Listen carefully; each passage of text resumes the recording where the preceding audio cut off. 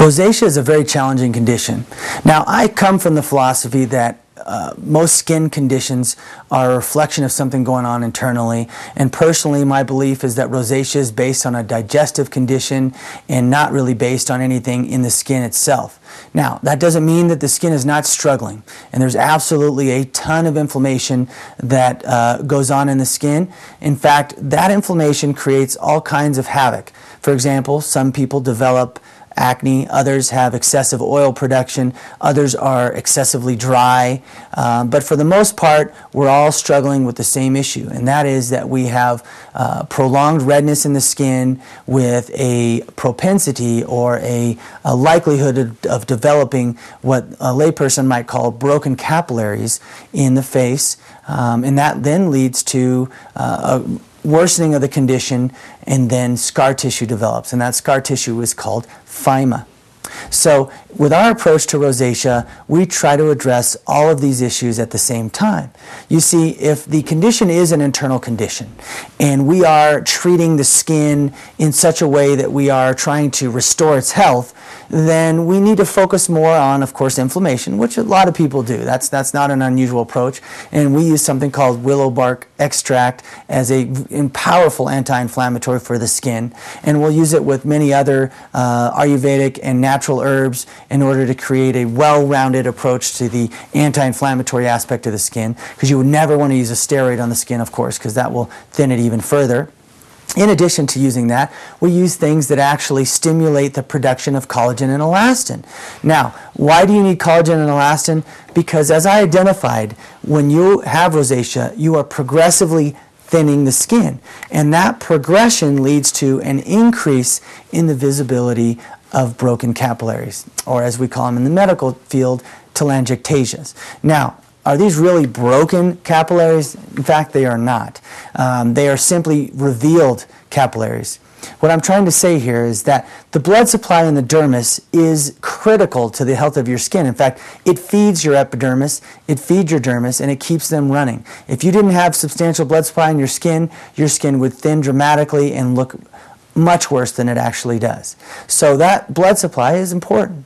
And what most people look at when they look at these blood vessels on their face is they look at it as if it's something that's out of control, that is actually not good for the skin, when in fact the blood vessels are simply revealing a very stark reality, and that is that the dermis thins and reveals them.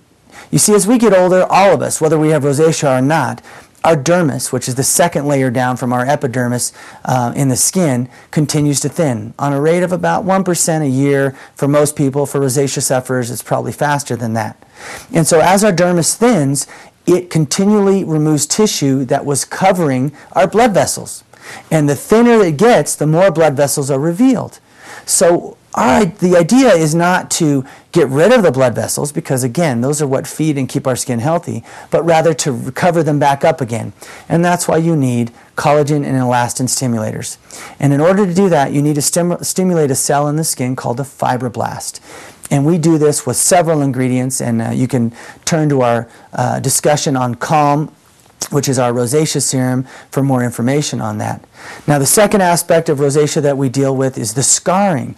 You see, when anywhere in your body, if you have chronic inflammation, your body will begin to scar. And in rosacea, that scarring is called phyma. You might be familiar with it in say, the movie star W.C. Fields. He had rhinophyma, which caused his nose to become more and more bulbous.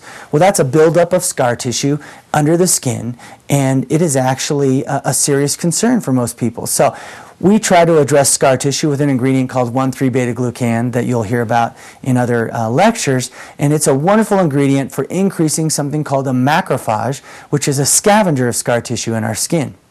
Of course, the other component is the anti-inflammatory component, and the final component, which I think is just as critical as all of them, is restoring barrier health. You see, when your skin is starved, and rosacea skin is starved, meaning there's so much inflammation going on that it cannot keep all of the food and the antioxidants and the lipids and the proteins and the enzymes, it cannot keep them around long enough to maintain the health of the skin. So the barrier, which is one of the things that suffers, and the dermis, which we identified suffers by getting thinner, need help. So we try to increase the food supply using niacinamide, but the way that we restore the barrier is through this liposome delivery system that we're using. And that actually is proven to restore the barrier. And then, of course, you have retinaldehyde, which is also proven to improve the symptoms of rosacea in research done in the 1990s. So with all of these things, you can see that our approach is quite unique. It's an all-encompassing approach.